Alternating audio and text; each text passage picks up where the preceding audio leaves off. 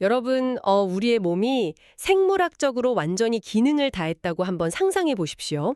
나이는 무려 100세고요. 네, 100세면 아우 엄청나죠. 그쵸. 뭐 젊은 시절에 가졌던 수많은 꿈이나 희망 아니면 누군가와 맺었던 굳은 약속들조차도 이제는 시간 흐름 속에 완전히 풍화되어 버린 겁니다. 그저 현실을 담담하게 받아들인 지 진짜 오래된 상태인 건 거죠. 다 내려놓은 상태라고 볼 수 있겠네요. 맞아요. 그런데 바로 그 순간 평생을 갈구하던 그 약속이 갑자기 눈앞에 뚝 떨어져서 실현됩니다. 여러분, 이건 단순히 서프라이즈 선물을 받는 기분하고는 차원이 다를 거거든요. 완전히 다르죠. 네, 내가 평생 믿어왔던 현실의 그 물리적 법칙이 산산조각 나는, 뭐랄까, 어떤 면에서는 두렵기까지 한 거대한 충격이자 경이로움이겠죠. 오늘 우리가 함께할 이 심층 탐구의 출발점이 바로 이 압도적인 순간입니다. 맞습니다. 인간의 이성적인 계산이나 그 자연의 순리를 완전히 벗어난 사실상 거의 불가능에 가까웠던 약속이 현실의 영역으로 뚫고 들어온 사건이죠. 네, 그래서 오늘 우리가 집중적으로 파헤쳐볼 출처 문헌은 고대 근동의 아주 오래된 텍스트, 바로 창세기 21장의 기록입니다. 오늘 우리의 임무는 명확합니다. 네, 기대되네요. 이 텍스트 안에 담겨있는 오랜 약속의 성취, 그리고 그 이면에 숨겨진 아주 격렬한 가족 간의 권력 투쟁, 생존의 위기, 또 영토와 자원을 둘러싼 고대인들의 치열한 외교전까지 이런 인간의 보편적인 역학을 낱낱이 한번 탐구해보는 겁니다. 좋아요.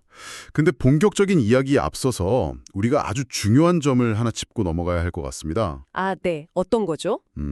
이 문헌이 수천 년 동안 수많은 사람들에게 종교적으로 매우 중요한 텍스트로 여겨져 왔잖아요. 그렇죠. 엄청나게 중요한 텍스트죠. 하지만 오늘 이 시간 우리는 철저히 객관적이고 중립적인 입장을 유지할 겁니다. 특정 신앙의 교리를 옹호하거나 비판하려는 목적이 절대 아니고요. 우리는 제공된 텍스트 그 자체가 보여주는 서사의 힘, 그리고 그 안에 담긴 인간 본성과 고대 사회의 지식에만 집중할 예정입니다. 정확합니다. 우리는 오늘 아주 흥미롭고도 잔혹한 고대 인류학적 보고서를 펼쳐보는 겁니다. 자, 이걸 좀 파헤쳐보죠. 네, 가보시죠. 텍스트의 시작은 이렇습니다. 아브라함이 100세가 되었을 때 마침내 신이 약속했던 시기가 되어서 그의 아내 사라가 아들을 낳습니다. 아들의 이름은 이삭으로 지어지고요. 태어난 지 8일 만에 할례를 받죠. 기적이 일어난 거네요. 네, 이때 사라가 이렇게 말합니다. 하나님이 나를 웃게 하시니 듣는 자가 다 나와 함께 웃으리로다. 수십 년간 포기했던 기적이 100살에 일어났으니 와, 그 충격적인 기쁨은 진짜 이루 말할 수 없었겠죠. 그래서 이게 다 무슨 의미일까요? 웃음이라는 단어가 이 장엄한 텍스트의 서두를 장식하고 있는 이유가 뭘까요? 여기서 사라의 웃음은 우리가 흔히 말하는 코미디 프로그램을 보고 터져나오는 그런 웃음이 아니에요. 아, 그런 가벼운 웃음이 아니다. 네, 이것은 인간의 생물학적인 한계를 뛰어넘은 현상 앞에서 터져나오는 일종의 존재론적인 환희입니다. 고대 사회에서 100세 노인이 기적적으로 후계자를 얻었다는 건 설명할 수 없는 경이로움 그 자체거든요. 어우, 정말 기가 막힌 타이밍이네요. 그렇죠. 그래서 이 텍스트는 오랜 시간 지연되었던 약속이 성취되었을 때 인간이 느끼는 그 압도적인 감정을 이삭이라는 이름에 완벽하게 압축해 놓았습니다. 사실 히브리어로 이삭 자체가 그가 웃는다 혹은 웃음이라는 뜻을 가지고 있으니까요. 아, 이름 자체가 웃음이군요. 100살에 얻은 아들이니 그 텐트 안이 얼마나 시끌벅적하고 진짜 행복했겠습니까? 아이가 무럭무럭 자라서 젖을 떼는 날 아브라함은 아주 거대한 잔치를 엽니다. 네, 최고조의 기쁨이었겠죠. 그런데 이야기가 여기서 아주 급격하게 방향을 틉니다. 축제의 한가운데서 아주 치명적인 비극의 싹이 트거든요. 서사적으로 보면 필연적인 전환일 수밖에 없어요. 아, 필연적이라고요? 왜죠? 새로운 공식 후계자인 이삭이 공식 석상에 등장했잖아요. 그러면서 수십 년간 이어져 오던 기존의 그 권력 질서가 붕괴되기 시작한 겁니다. 아, 그렇겠네요.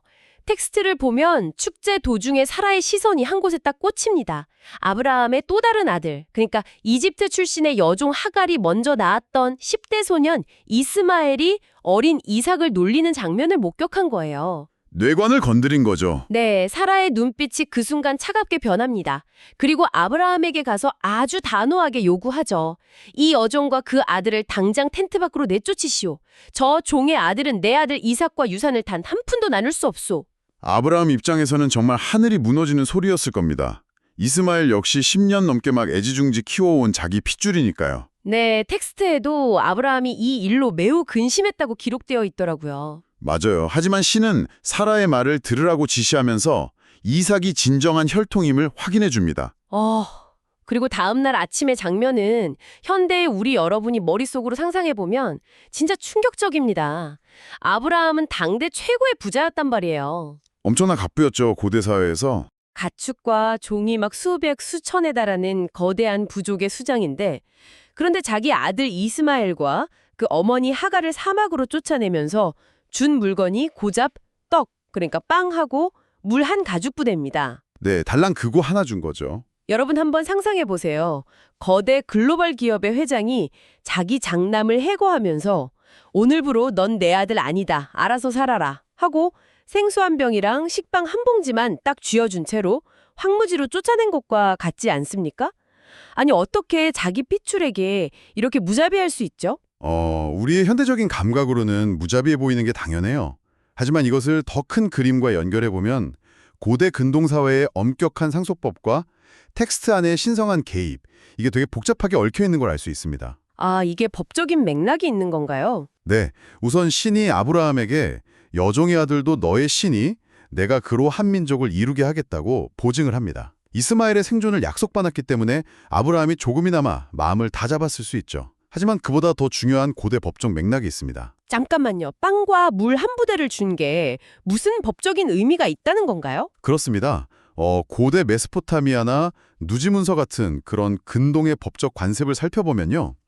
본처가 낳은 정식 후계자가 있을 때 첩이나 여종이 낳은 자식의 상속권을 박탈하기 위한 절차가 있었어요. 오, 절차요. 네, 일종의 최소한의 퇴직금이나 전별금을 주어 내보내는 절차죠. 아브라함이 물과 떡을 하갈의 어깨에 메워준 것은 단순히 인색해서가 아니라 너와 내 아들에게 돌아갈 유산의 몫은 이것으로 끝이다. 아, 선을 긋는 거군요. 였던 것이죠. 그래야 훗날 이스마엘이 돌아와서 이삭의 유산에 대한 소유권을 주장하는 그런 피해 내전을 막을 수 있으니까요. 와, 단순히 매정하게 쫓아낸 게 아니라 이삭의 권력을 보호하기 위한 아주 철저하게 계산된 법적 절단면이었군요. 결국 그 무르 한 부대는 두 가족의 완전한 분리를 뜻하는 거네요. 맞습니다. 참 기가 막힙니다. 물이라는 게 참 묘해요. 방금 우리는 가족을 단절시키는 최소한의 지참금으로서의 물을 받는데 사막으로 쫓겨난 이들에게 이 물은 당장 오늘을 넘겨야 하는 절대적인 생명줄로 바뀌잖아요. 정확합니다. 텍스트가 물을 매개로 개인의 절망과 생존의 문제로 서사를 쫙 끌고 가죠. 네, 하갈과 이스마엘은 부엘세바 광야를 헤매기 시작합니다. 그 뜨거운 사막 한가운데서 당연히 며칠 못 가 가죽 부대의 물이 똑 떨어집니다. 절망적인 상황이죠. 타낸 듯한 태양 아래에서 아이는 막 탈수 증세로 헐떡이며 죽어갑니다. 하갈은 차마 자기 자식이 죽어가는 모습을 두 눈으로 볼 수가 없어서 아이를 관목덤불 아래에 눕혀둡니다. 그리고 화살 한바탕 거리, 대략 활을 쏴서 날아갈 만큼 멀찍이 떨어져 주저앉죠. 네, 거리를 두는 거죠. 너무 고통스러우니까. 그리고 하늘을 향해 소리내어 엉엉 웁니다. 절망의 통곡이죠. 여러분, 진짜 흥미로워지는 부분은 바로 여기입니다. 텍스트를 정말 꼼꼼히 읽어보면 아주 묘한 불일치가 하나 나옵니다. 네. 방금 말씀하신 그 절망의 순간에 목 놓아 크게 운 사람은 분명 어머니인 하갈이죠. 맞아요. 분명 하갈이 소리내어 울었는데 텍스트는 바로 다음 구절에서 신이 하갈의 울음소리가 아니라 저기 있는 어린아이의 소리를 들으셨다고 아주 명확하게 짚어냅니다. 아주 디테일한 부분이죠. 사자가 나타나서 말하잖아요. 하갈아, 무슨 일이냐? 두려워하지 말라. 하나님이 저기 있는 아이의 소리를 들으셨다. 아니 왜 텍스트는 크게 통곡한 성인 여성이 아니라 그 옆 덤불에서 다 죽어가던 어린아이의 헐떡이는 소리에 초점을 맞췄을까요? 여기서 흥미로운 점은 텍스트가 의도적으로 조명하는 주체의 이동입니다. 이 순간 직전까지 이스마엘은 그저 권력투쟁에서 밀려난 여종의 아들, 그러니까 이삭의 유산을 위협하는 장애물, 즉 객체에 불과했습니다. 네, 철저히 대상화되어 있었죠. 그런데 철저히 버려져 죽음의 문턱에 선 이 광야의 한가운데서 신은 어머니의 그 큰 통곡을 뚫고 미세한 아이의 신음소리에 직접 귀를 기울입니다. 와, 그러니까 가족에게서 배척당하고 사회적 안전망에서 완전히 떨어져 나간 그 변두리의 존재가 텍스트의 중심부로 끌어올려지는 거군요. 바로 그겁니다. 신이 직접 개입해서 하갈의 눈을 밝혀 숨겨져 있던 샘물을 보게 해야죠. 여기서 샘물을 마시고 살아난 이 아이는 더 이상 아버지 아브라함의 따뜻한 장막으로 돌아가지 않아요. 아, 돌아가지 않나요? 네, 텍스트는 이스마엘이 광야에서 거주하며 활 쏘는 자가 되었다고 기록합니다. 어머니 하갈은 이집트 여인을 데려와 아내로 맺어주고요.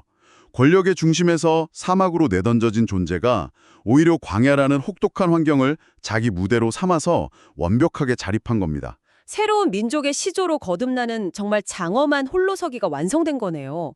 덤불 아래 버려졌던 10대 소년이 사막의 전사, 거친 명궁이 되어서 살아남는 모습이 눈앞에 딱 그려집니다. 아주 역동적인 서사죠. 그런데 여러분, 물이라는 주제가 이 텍스트 전체를 정말 팽팽하게 관통하고 있다는 게 놀랍습니다. 하갈과 이스마엘이 부엘세바 광야에서 물 몇 모금을 구하지 못해서 생존 투쟁을 벌이던 바로 그 시각. 아버지 아브라함 역시 물을 둘러싸고 아직 거대한 싸움을 벌이고 있거든요. 맞아요. 동시간대에 벌어지는 또 다른 차원의 싸움이죠. 단지 사막의 샘물이 아니라 영토와 주권을 상징하는 우물을 놓고 고도의 정치적이고 외교적인 체스 게임을 진행 중입니다. 개인의 피말리는 생존기에서 집단과 집단 간의 거대한 지정학적 외교전으로 시야가 확 확장되는 절묘한 구조입니다. 네, 당시 그 지역의 유력자, 그러니까 블레셋 땅의 왕인 아비멜렉과 그의 군대 장관 비골이 아브라함을 굳이 찾아옵니다. 그리고 꽤 의미심장한 말을 던져요. 우리가 보니 네가 무슨 일을 하든지 신이 너와 함께 계신다. 그러니 너는 나와 내 후손에게 거짓되게 행동하지 않겠다고 여기서 맹세해라. 상호 불가침 조약을 맺자는 거죠. 맞아요. 그런데 여기서 아브라함의 반응이 아주 치밀합니다. 맹세에 동의하면서도 곧바로 날카로운 공격을 날려요. 맹세는 하겠다만 당신 종들이 내 우물을 강제로 빼앗은 건 어떻게 설명할 건가? 여기서 아비멜렉과 비골이라는 인물들이 왜 굳이 아브라함을 찾아왔는지 그 배경을 먼저 이해해야 합니다. 아, 굳이 왕이 먼저 찾아온 이유가 있군요. 그럼요. 아브라함은 겉보기에는 떠돌이 유목민이지만 사실 사병만 수백 명을 거느리고 엄청난 부를 축적한 거대한 파벌이었습니다. 지역 토착 세력의 왕 입장에서는 이 세력이 언제 자기 영토를 위협할지 모르는 되게 두려운 존재였던 거죠. 아, 그래서 군사령관까지 대동하고 와서 평화조약을 요구한 거네요. 맞습니다. 그런데 아브라함은 이 기회를 절대 놓치지 않고 우물 문제를 딱 테이블 위에 올립니다. 그게 물, 즉 우물인 단순히 목축을 위한 도구를 넘어서는 엄청난 의미가 있었기 때문이겠죠. 고대 근동에서 우물은 생존의 절대적인 조건이자 그 땅에 대한 영유권을 주장할 수 있는 가장 강력한 증거였습니다. 우물을 팠다는 건 그 영토를 개척했다는 뜻이고 누군가 그 우물을 빼앗았다는 것은 주권과 생존권을 동시에 침해한 엄청난 도발행위거든요. 아, 그러니까 아브라함은 상대방이 평화조약을 가장 아쉬워하는 바로 그 순간에 핵심 자원인 우물의 소유권을 확정지으려 한 거군요. 네, 아주 노련한 외교가죠. 아비멜렉은 당황해서 난 오늘에야 처음 듣는 이야기다. 누가 그랬는지 모른다며 막 발뺌을 합니다. 여기서 아브라함의 행동이 진짜 압권이에요. 소와 양을 가져와서 정식으로 조약을 맺는데 아브라함이 자기 가축대에서 암양 새끼 7마리를 따로 떼어놓습니다. 아주 특이한 행동이죠. 아비멜렉이 이건 도대체 왜 따로 넣는 거냐고 묻자 아브라함이 답합니다. 이 암양 새끼 7마리를 내 손에서 확실히 받아라.